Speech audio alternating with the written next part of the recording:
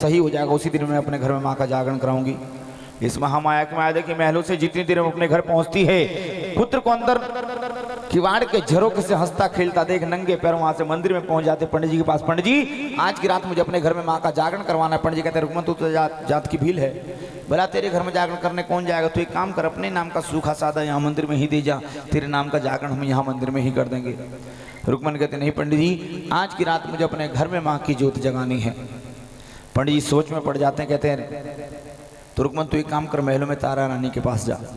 तारा रानी ने माँ भगवती का पंथ ले रखा है, जिस कारण वो किसी के यहाँ जाने से मना नहीं कर पाती। अगर वो तेरे घर में जागरण करने के लिए जाएगी तो हम सब तेरे घर में जागरण करने के लिए महलों में चली जाती है।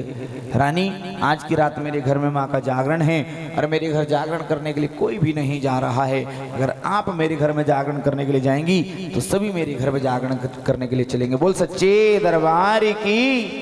तारा रानी ने माँ भगवती का पंथ ले रखा था, जिस कारण वह रुकमन के यहाँ जाने से मना नहीं कर पाती। जब पंथ लिया, पंथ कहते हैं वचन को, संकल्प को। उसने माँ को वचन दिया था कि जहां कहीं भी तेरे नाम का पूजन होगा, अगर बुलावा आएगा तो उसमें अवश्य जाएगी, क्योंकि उसके संतान नहीं हुआ करती थी। पुत्र प्राप्ति के लिए उसने माँ का ये वचन लिया था। कह दो जय माता की। भक्तों रुकमन जैसे ही तारा से सारा वृतांत बताती है, तारा कहती है कि रुकमन मैं तेरे घर में जागरण करने के लिए अवश्य चलूंगी। बोल सच्चे दरबार की। रुकमन अब वापस दौड़ती हुई चली जाती पंडित जी के पास, जाकर के कहते पंडित जी आज की रात्रि तारा रानी मेरे घर में जागरण करने के लिए जाएंगी, आप सभी को जागरण करने के लिए चलना है। पंडित जी कहते अगर तारा तेरे घर में जागरण करने के लिए जाएगी तो हम सब तेरे घर में जागरण करने के लिए चलेंगे। कह दो जय माता की।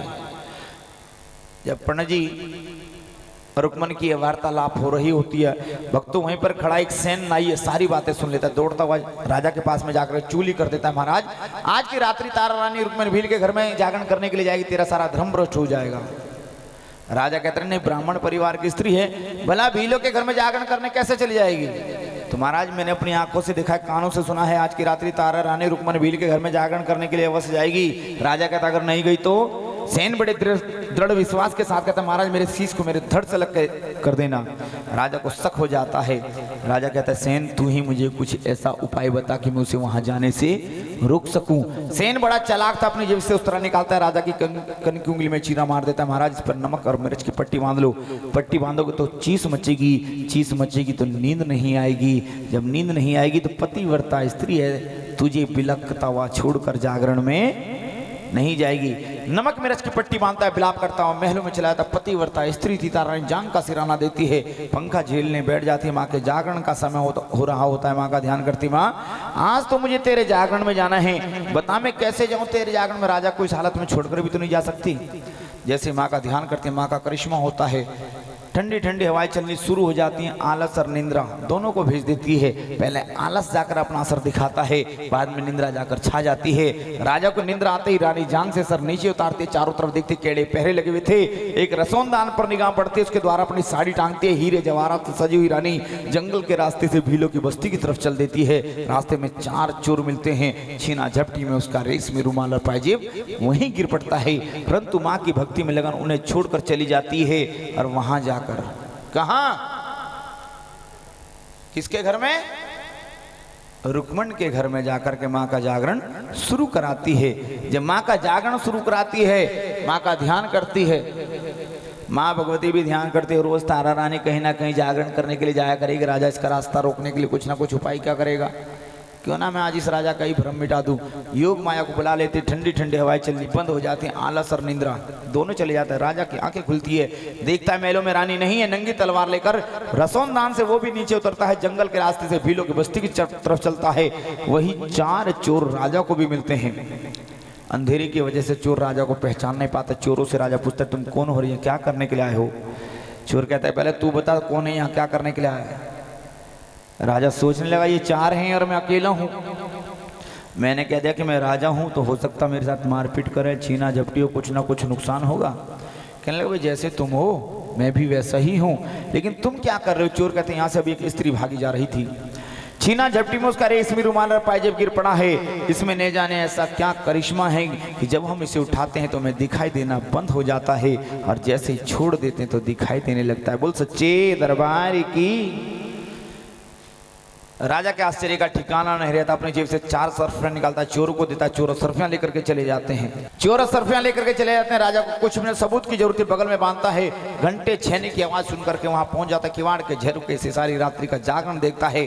भक्तों, रुक्मन जात की भील थी। आज भी कहीं अगर भीलों के घर में काली का जागरण होता है तो मांस के प्रसाद का भोग अवश्य लगाया जाता है। रुक्मन अपने हाथों से तारा के लिए एक झोले में प्रसाद निकालती है। किवाड़ के झरोखे से राजा ये दृश्य देख रहा होता है। रानी जैसे इस प्रसाद को लेकर के चौखट से बाहर कदम रखती है, राजा नंगी तलवार लेकर उसका रास्ता रोक लेता है। राजा कहता, रानी आज तो तूने भीलों के घर में आकर मेरा मान सम्मान गिरा दिया है। इस मांस के प्रसाद को खाकर मेरा धर्म भ्रष्ट करने जा रही है। रानी कहती है, राजन इस झोले में मांस का प्रसाद नहीं बल्कि मेरी माँ का पंथ है। तो नहीं, मैंने अपनी आंखों से देखा है तेरे इस झोले में मांस का प्रसाद है। राधा जबरदस्ती उसके झोले में हाथ डालने के लिए, जैसे उसके झोले में हाथ डालने के लिए तो माँ का ध्यान करती है तारा रानी। माँ का करिश्मा होता है भक्तों। उसके झोले में जो रखा हुआ मांस का प्रसाद था वो पंचमेवे के प्रसाद में परिवर्तित हो जाता है। बोल सच्चे दरबार की। राजा के आश्चर्य का ठिकाना नहीं रहता। राजा कहता, रानी आज तो तू मुझे अपना पंथ बता दे, ऐसी कौन सी शक्ति है जो मांस के प्रसाद को पंचमेवे के प्रसाद में परिवर्तित कर सकती है। रानी कहती, राजन तू मेरा पंथ मत जान, क्योंकि मेरा पंथ दुधारू तलवार है, तू नहीं जान पाएगा। तो नहीं रानी, आज तो मैं तेरा पंथ जान कर ही रहूंगा। रानी बहुत समझाती है, राजा के समझ में बात नहीं आती। राजा को जिद लग जाती है। रानी सोचने लगी क्यों ना मैं राजा को कुछ ऐसी बातें कहूं कि राजा पंथ ना पूछे। रानी कहने लगी, राजन अगर तुझे मेरा पंथ जानना है तो तुझे अपने पुत्र की बलि देनी होगी। कह दो सच्चे दरबार की। राजा के सर पे पंथ का भूत सवार था। और कहते हैं भक्तों की बालहट, त्रियाहट, राजहट और घोड़ाहट अगर अपनी जिद पर आ जाए तो किसी की नहीं सुना करते। अगर बालक ने जिद कर दिया कि उसे चांद चाहिए तो बाजार से कागज का चाय नकली लेके आना पड़े, लेकर के रहेगा। त्रिया हट, नारी हट, स्त्री हट। अगर नारी ने अगर जिद ठान दी तो अच्छे से अच्छे घर का नाश कर सकती है और बिगड़े घर को सवार भी सकती है, बशर्ते नियत अच्छी होनी चाहिए। त्रिया हट, राज हट। अगर राजा अगर अपनी जिद पर आ गया तो सारे राज्य का नाश कर सकता है। घोड़ा हट, अगर घोड़ा भी अपनी जिद पर आ जाए तो कितना भी अच्छा घुड़सवार हो, सवार नहीं करना चाहिए। राजा के सर पे राजहट सवार था। महलों में चला जाता है, पुत्र के कक्ष में जाकर के उसकी गर्दन उसके धड़ से अलग कर देता है। आकर के रानी से कहता, रानी अब तो मुझे अपना पंथ बता दे। रानी के आश्चर्य का ठिकाना नहीं रहता। रानी कहती, राजन जो तेरा नीला घोड़ा है जो तुझे रणभूमि में विजय दिलाता है तुझे उसकी भी बलि देनी होगी। राजा कहता, रानी जब मैंने अपने कलेजे के टुकड़े की बलि दे दी तो नीला घोड़ा क्या चीज है। अस्तबल में जाता है, घोड़े की गर्दन उसके धड़ से अलग कर देता है। आकर के रानी से कहता, रानी अब तो पंथ बता। रानी कहती है, राजा ने एक काम कर, तो क्या इस पुत्र और घोड़े के छोटे छोटे टुकड़े कर। राजा से पुत्र और घोड़े के छोटे छोटे टुकड़े करवाती है। अब कहती से बड़े कढ़ाव के अंदर पका, राजा से बड़े कढ़ाव में पकवाती है। अब कहती से 5 थाल में परोस। तो ये 5 थाल किसके रानी? तो एक पुत्र का, एक घोड़े का, एक राजा का, एक रानी का, एक महारानी का। बोल सच्चे दरबार की। 5 थालों में परोसा जाता है। जल का छींटा मारती है, भोग लगाती है। रानी कहती है, इसमें से एक टुकड़ा उठा। प्रसाद ग्रहण कर राजा जैसे उसमें से एक टुकड़ा उठाता है, निगाह पड़ते ही राजा की आंख से झरझर आंसू बहने शुरू हो जाते हैं। रानी कहती है, राजन रोता क्यों है? राजा कहता, रानी मैं इसलिए नहीं रो रहा हूं कि मैंने अपने पुत्र या घोड़े की बलि दी है, बल्कि ये तो उस मोह के आंसू हैं कि जिस पुत्र की उंगली पकड़कर मैं बाग बगीचे में सैर करने के लिए करवाने के लिए जाया करता था, आज मैं उसी पुत्र की उंगली को खा रहा हूं। बोल सच्चे दरबार की। मन के बात को जान जाते, जल का छींटा मारती, ज्योति से माँ का आवाहन करती है। माँ का आवाहन होता है। माँ तारा से कहती, तारा तूने आज मुझे कैसे याद किया? तो माँ मैंने तुझे याद नहीं किया, ना मुझे तेरी जरूरत थी, बल्कि राजा ने मेरा पंथ जानने के लिए मेरे पुत्र और घोड़े तक की बलि दे दी। माँ राजा से कहती, राजा मांग तो क्या मांगना चाहता है?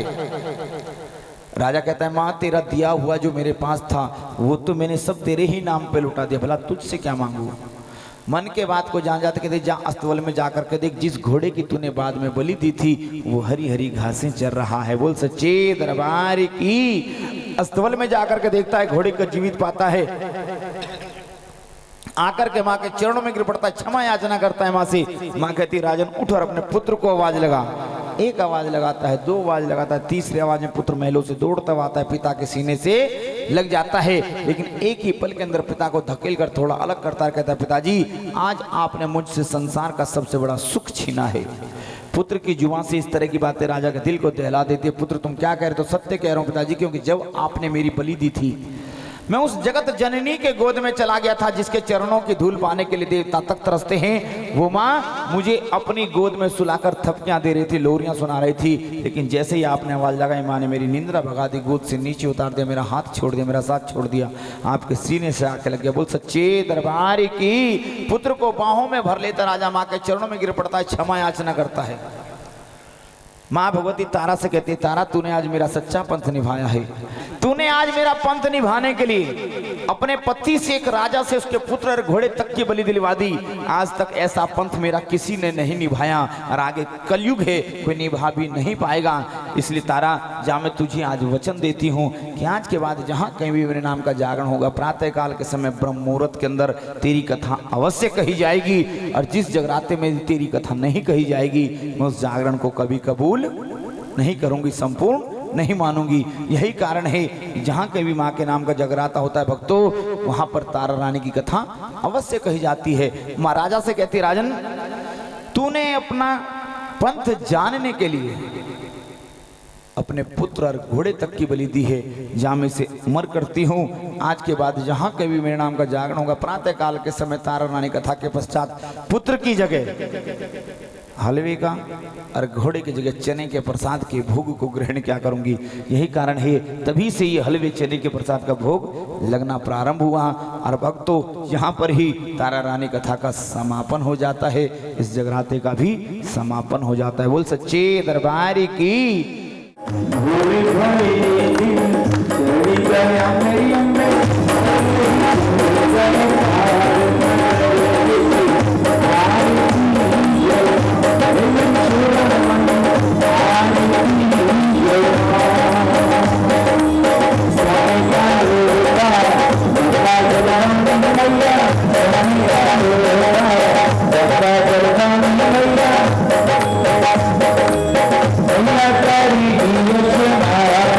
you.